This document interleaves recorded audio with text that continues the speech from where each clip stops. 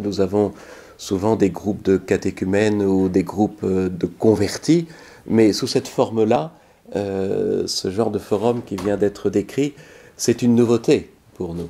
Hein. Donc nous avons certainement beaucoup à apprendre par votre présence. Xavier m'a demandé de vous parler un petit peu de l'évangélisation. Ça sera très vite fait, mais je ne vais pas vous faire une conférence, ça ne sera pas un enseignement fort sur l'évangélisation, mais faire le lien un petit peu, mettre en perspective certains aspects de ce qu'on appelle l'évangélisation, ou la nouvelle évangélisation, comme on a pu le dire, comme on le dit, et puis le fait que nous soyons ici à Ligugé, où Saint Martin a vécu pendant 9 ans. On ne peut pas faire l'impasse sur cette annonce au IVe siècle, et puis jusque maintenant, ce qui se passe aujourd'hui. Alors, j'ai envie de vous dire tout d'abord, l'évangélisation, elle a toujours été, disons, l'annonce de l'évangile. Depuis l'ère apostolique, elle a toujours été exemplaire, je peux dire, dans les premiers siècles, annonce par l'évangile lui-même, la parole de Dieu, sur la base de l'Ancien Testament, et développée par la présence du Christ. Qui est le Christ ? Et le Christ qui nous envoie, qui envoie les apôtres aux quatre coins de l'univers, pourrait-on dire, et allez enseigner et baptisez-les au nom du Père, du Fils et de l'Esprit Saint. On peut dire que c'est la nouveauté qu'apporte le Christ sur une base ancienne, qui est celle qui a été préparée par les prophètes, par tout ce que nous appelons aujourd'hui l'Ancien Testament, toute cette annonce prophétique de celui qui devait venir. Dieu se manifeste, se révèle peu à peu et se manifeste en Jésus-Christ. Qui est Jésus-Christ ? Et alors qu'on pourrait croire que tout est dit, tout reste à dire. Parce que après, les questions se posent lorsque il faut mettre en harmonie le Fils et le Père. Et quel est cet esprit qui a été envoyé le jour de la Pentecôte et qui nous donne du courage, de l'audace pour annoncer, pour sortir de chez soi, pour aller sur les places publiques avec témérité, peut-être audace, et aller jusqu'au martyr, éventuellement. Et on sait que les apôtres, effectivement, ont suivi le Christ jusque dans la mort, jusque dans le témoignage. Et c'est le mot de témoignage que Xavier a employé tout à l'heure, et c'est ce mot de témoignage qui veut dire martyr. Témoignage par la parole, témoignage par les actes, témoignage jusqu'au don de soi, jusqu'à la mort. Les apôtres sont passés par là. Là où le Maître est passé, les disciples doivent passer aussi.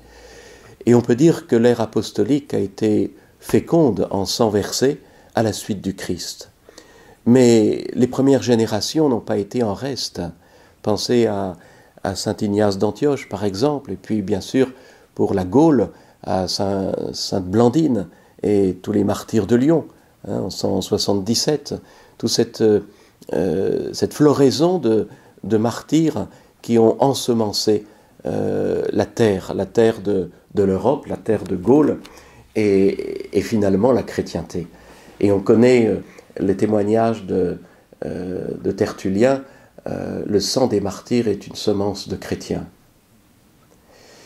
Alors l'ère apostolique a été continuée par les pères de l'Église, et puis on sait très bien que la diffusion du christianisme s'est faite surtout par les voies commerciales. Lorsque j'étais à Rome pour faire mes études, j'étais surpris quand on m'a dit voilà, à Rome, c'est là qu'est arrivé, sur le bord du Tibre, c'est là qu'est arrivée la bonne nouvelle. Parce qu'il y avait le premier port ici, où les bateaux acheminaient les marchandises qui allaient alimenter la ville de Rome. Et notamment, il y avait l'huile qui venait dans des amphores, et les amphores ne pouvaient servir qu'une fois pour transporter l'huile, parce que ça devenait rance après. Et on a détruit ou on a entreposé ces restes d'amphores dans une colline qu'on appelle le Testaccio, qui est classé monument historique maintenant, et qui sont les ancêtres, pourrait-on dire, des boîtes de conserve.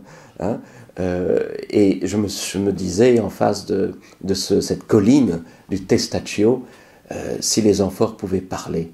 Parce qu'au moment où on entreposait, on maniait ces amphores, il y avait la bonne nouvelle qui circulait à travers le commerce, à travers les routes commerciales, les marchands tout simplement. C'est comme ça que... Mais il y a des spécialistes ici qui vont vous décrire davantage peut-être le début du christianisme, mais c'est ainsi que la bonne nouvelle s'est colportée. Le Christ est ressuscité, il est mort. Et sur la base du discours de Pierre, le jour de la Pentecôte, celui qui était là, celui qui était parmi nous, eh bien voilà ce qu'il est arrivé. Et il a été crucifié, il est mort, il est ressuscité. Et c'est là que l'Esprit Saint remplit les auditeurs d'une force invincible, avec une mise en disponibilité. Que devons-nous faire? J'aime beaucoup ce texte des Actes des Apôtres, chapitre 2, à la Pentecôte. D'entendre cela, premier kérigme, première prédication apostolique, ils eurent le cœur transpercé. C'est ce qu'on appelle dans la vie monastique la componction, c'est-à-dire le cœur perforé, troué, qui est finalement, j'allais dire, une conversion intérieure, une mise en disponibilité. On se tourne vers les apôtres en leur disant, eh bien maintenant, que devons-nous faire? Parce que nous sommes disponibles pour recevoir la grâce, recevoir cette impulsion profonde que nous ressentons au fond de notre être. C'est cette impulsion de la Pentecôte qui doit aussi nous rendre disponibles. Disponibles, mais j'allais dire, les chrétiens comme les moines, comme les non-chrétiens. C'est toute l'humanité qui est appelée à écouter, à entendre et à sentir au fond du cœur cette disponibilité, cet appel à la grâce pour être de nouveau et toujours disponible dans le contexte où chacun peut vivre.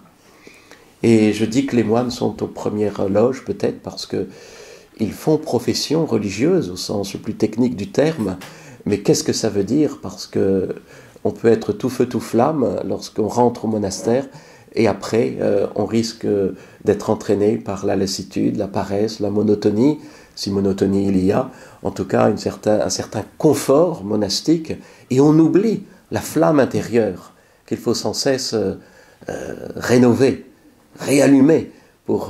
Et comment la réallumer? Finalement, cette flamme intérieure, c'est au contact de la parole, au contact des paroles de Jésus, des paroles des prophètes et des paroles suscitées par l'Esprit qui vient nous irriguer de l'intérieur.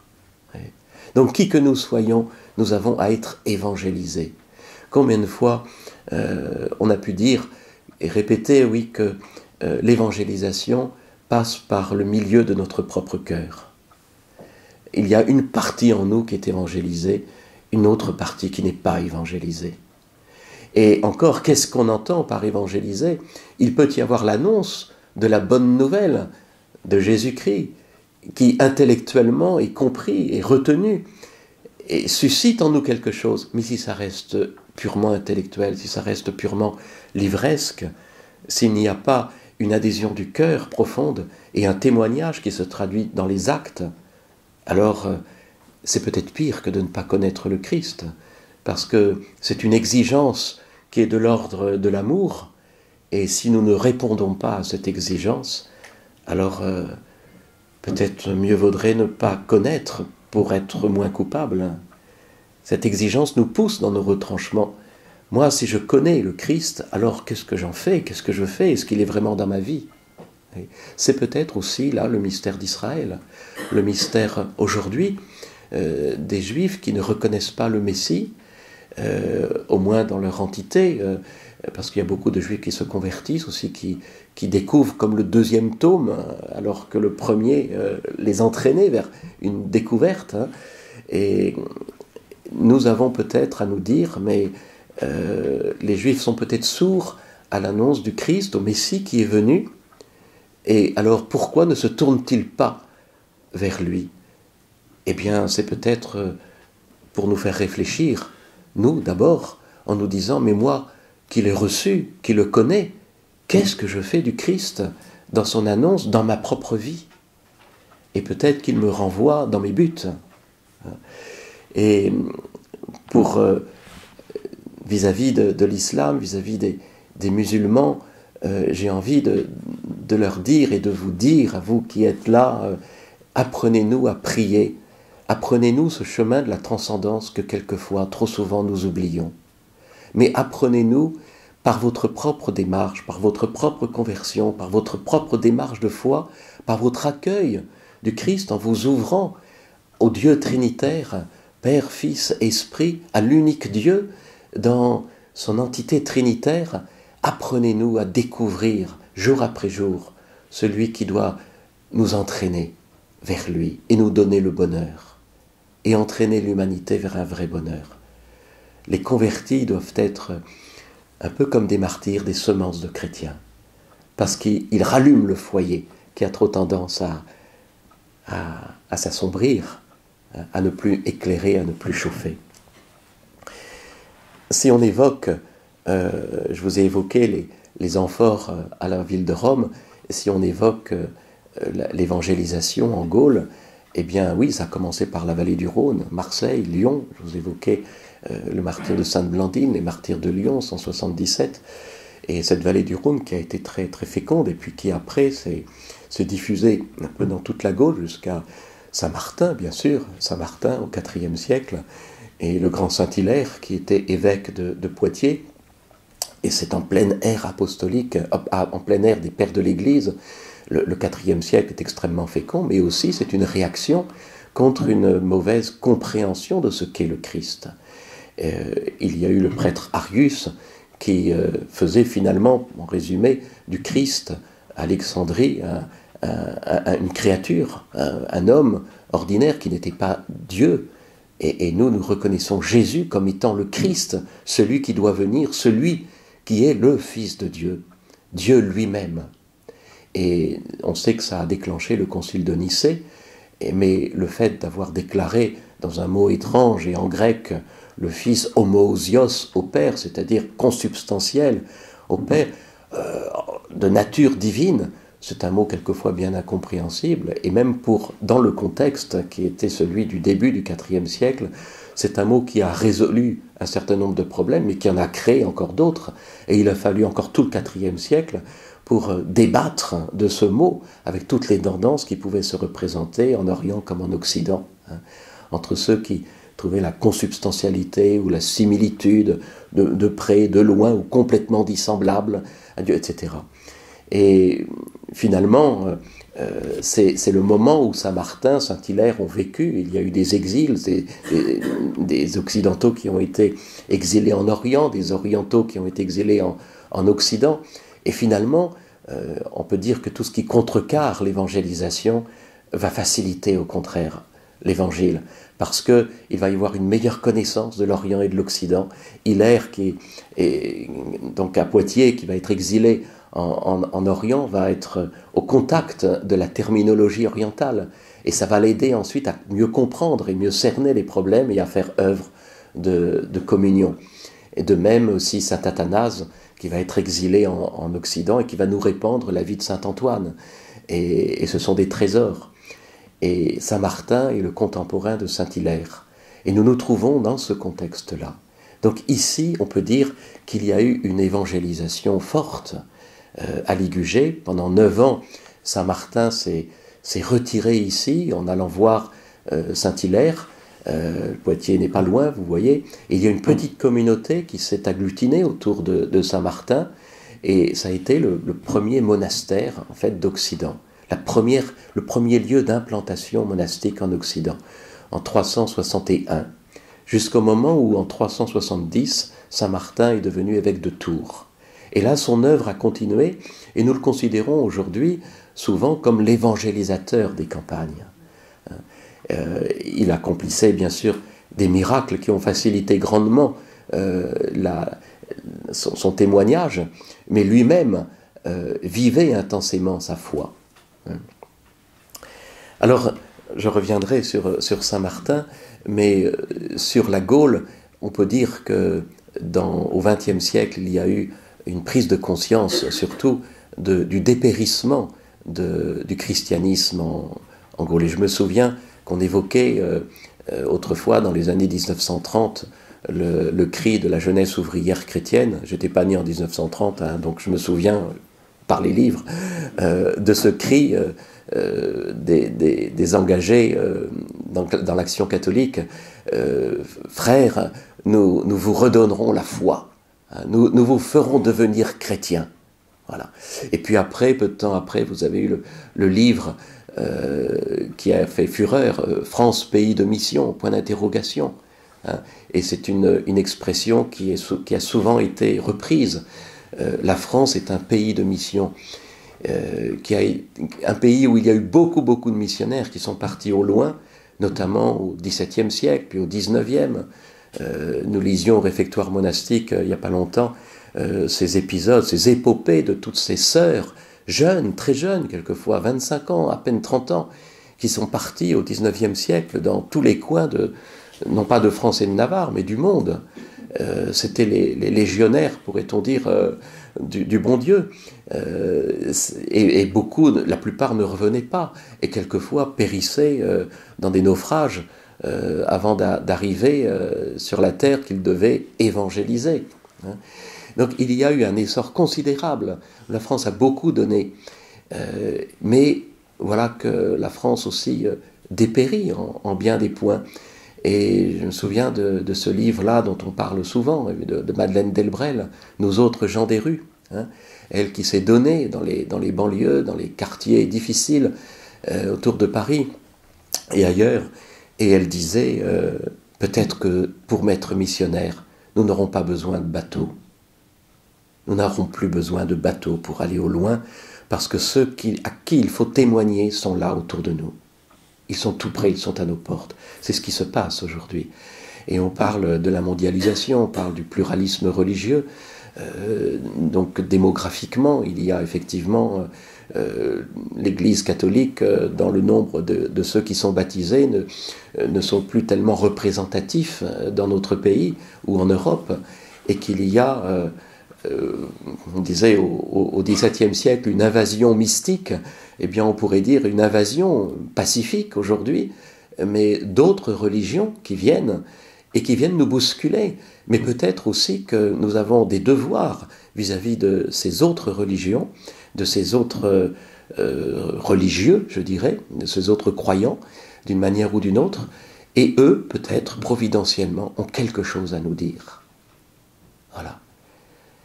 Ceux qui ne se convertissent pas comme ceux qui se convertissent. Mystérieusement, nous sommes à l'affût de ce que la Providence nous réserve.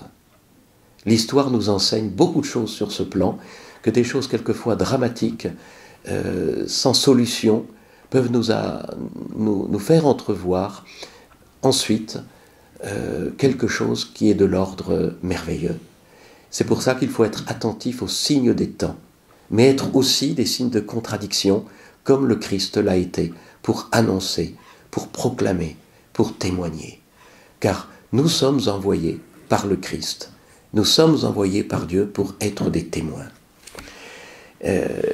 Nous avons eu la chance de traverser, au moins pour la plupart d'entre nous, ce contexte du Concile Vatican II, qui a ouvert des portes à quelque chose, à la société, à la culture ambiante, qui a ouvert les portes de l'Évangile, non pas vers une contamination, mais vers, disons, comme un rejet d'une nouvelle hérésie. La plupart, presque tous les conciles précédents se sont déroulés pour combattre une hérésie ou une erreur.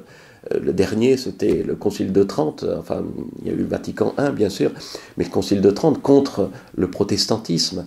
Ici, avec le Vatican II, on est dans une nouvelle manière de voir. On voit les choses plus positives. On discerne les pierres d'attente. Dans les autres religions, peut-être, ce qui est de signe prophétique, ce qui est en attente, en désir de quelque chose qui est de l'ordre de l'accomplissement. Et c'est une autre manière de voir. Il y a des jalons qui sont posés, mais tout reste à faire. Et le concile a pu se terminer, donc c'était dans les années 62-65, mais tout reste à faire. Une fois que nous avons les actes du concile, une fois que nous avons cette impulsion, il faut continuer. Et ne pas s'endormir dessus, même quand on fête les 50 ans, etc. Et vous avez Paul VI en 1975, qui a écrit une exhortation apostolique Evangelii Nunciandi, qui est l'annonce du Christ, qui aujourd'hui peut-être est trop méconnue, mais elle nous donne, cette exhortation apostolique, des jalons essentiels pour compléter le concile sur ce que nous devons faire pour témoigner, pour annoncer et pour accueillir. Et puis, bien sûr, en 90, Jean-Paul II, dans son encyclique Redemptoris Missio, sur la base du Rédempteur, la mission qui est la nôtre, sur la base du Christ, toujours prolongeant ce que Paul VI avait dit lui-même dans la foulée de Vatican II. Et c'est là, dans ces années-là, et peut-être dans cette encyclique, que le terme de nouvelle évangélisation a été lancé, qui a suscité des débats, des réticences comme des acclamations. Au fond, peut-être que c'est un faux débat, je ne sais pas, mais il y a plusieurs manières de comprendre la nouvelle évangélisation. On traduit souvent par seconde évangélisation. Je ne crois pas qu'il s'agit d'une seconde évangélisation parce que seconde, ça voudrait dire qu'il n'y en aura plus après. Je préfère deuxième parce qu'il pourrait peut-être y en avoir une troisième, une quatrième, etc. Mais je crois surtout que c'est l'évangélisation. L'évangélisation, comme nous le disions, des temps apostoliques, l'évangélisation de toujours, qui est dans des phases successives. Il y a une autre manière de voir les choses aujourd'hui dans le contexte qui est le nôtre. Mais c'est vrai que, surtout en France, par exemple, en Europe, nous sommes au contact avec des personnes qui n'ont jamais entendu parler du Christ. Nous sommes au contact avec des personnes qui ont entendu parler du Christ, qui ont été baptisées, mais qui n'en entendent plus parler et qui ont déserté.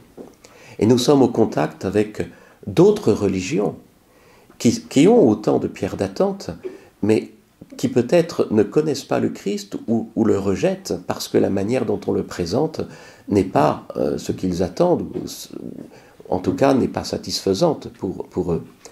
Donc nous avons une œuvre immense à accomplir dans ce nouvel essor peut-être de l'évangélisation. Et en ce sens-là, ça rejoint en termes monastiques lorsque nous disons « nous nous sommes convertis », mais il nous faut sans cesse, il faut qu'on prie les uns pour les autres pour notre conversion. Nous avons toujours, tous les jours, à nous tourner vers le Christ et à faire le point où nous en sommes. C'est ça l'évangélisation, c'est repartir du Christ, c'est découvrir qui est le Christ à travers les Écritures et être sensible à ce qu'il nous dit, il faut que je m'en aille pour que le défenseur, le paraclet vienne, cet Esprit Saint, qui est-il ? Et il nous a été donné, il ne cesse de nous être donné, mais qu'en faisons-nous ? Tournons-nous vers l'Esprit d'amour, vers le Christ qui nous parle de son Père et du Dieu éternel, un et trine. Nous sommes des monothéistes. Je me souviens, une fois, je vous raconte cette petite histoire, étant dans un taxi allant à Paris, d'une gare à une autre, c'était un chauffeur qui était musulman, il me l'a dit, j'étais en habit, il s'est déclaré tel, et je lui ai dit « Que pensez-vous des chrétiens ?» Il me dit « Nous sommes des monothéistes. » Ben, je dis « Oui, nous aussi, ça tombe bien. Et vous croyez que les chrétiens seront sauvés ?» Il me dit « Les polythéistes ne seront pas sauvés. » Ah ben alors je pense que les chrétiens ont une chance d'être sauvés. Les polythéistes ne seront pas sauvés. Donc je pense que les chrétiens, étant monothéistes, auront la chance d'être sauvés. Les polythéistes ne seront pas sauvés. Voilà.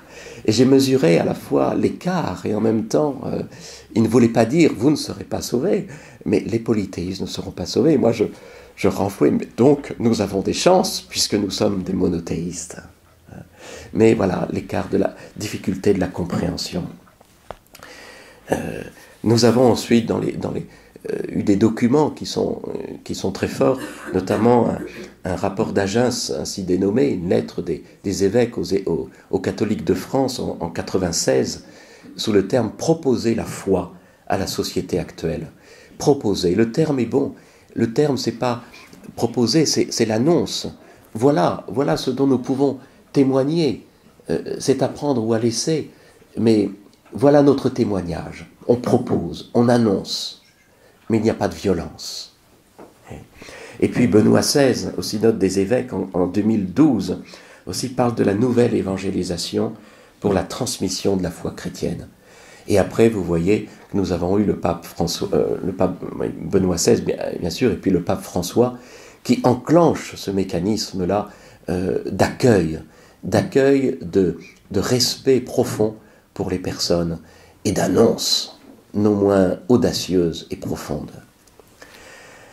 Alors pour faire le lien, pour reprendre cette première évangélisation apostolique et de la des premières communautés chrétiennes, je voudrais reprendre simplement ce que vous connaissez sans doute, qui sont les termes mêmes avec lesquels le biographe de Saint Martin décrit la conversion de Saint Martin, ou comment il a accompli son geste. Et je trouve que c'est fondateur. Si je ne lis pas ce texte-là ici, je ne sais pas où vous allez le lire. Donc je pense que c'est plutôt sous l'inspiration de l'esprit que nous devons aborder ce texte-là. Sulpice Sévère a écrit la vie de Saint Martin, je veux dire du vivant même de Saint Martin, sauf la fin évidemment, la mort qu'on a dans une lettre de Sulpice Sévère après. Mais le témoignage, c'est donc contemporain pratiquement de la mort de Saint Martin. Et Saint Martin a été légionnaire, son père était légionnaire, il est né dans l'actuelle Hongrie, en Pannonie, et puis ensuite il lui-même s'est engagé dans l'armée, et il est devenu catéchumène. Et donc à l'âge de 18 ans, il a été baptisé à Pavie, où il y avait une garnison de légionnaires romains. Et qu'est-ce qui s'est passé quand il était encore catéchumène, près d'Amiens, où il était en garnison? Il a vu ce pauvre transi de froid à la porte d'Amiens. Et voilà donc l'épisode. C'est un acte symbolique de générosité, l'extrême charité de Saint Martin.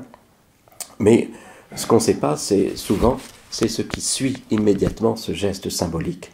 Et voilà comment Sulpice Sévère nous décrit Saint Martin. Durant 3 ans environ, avant son baptême, Martin demeura sous les armes, mais franc de tous les vices qui lient généralement ce genre d'homme.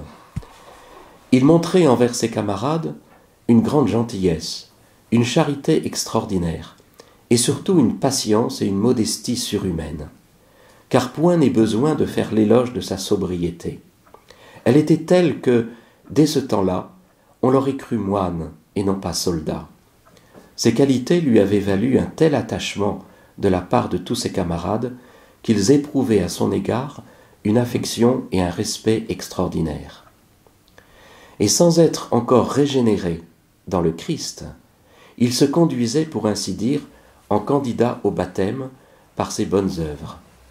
Assister les malades, porter secours aux malheureux, nourrir les indigents, vêtir ceux qui étaient nus, et ne se réserver de sa solde que de quoi manger chaque jour.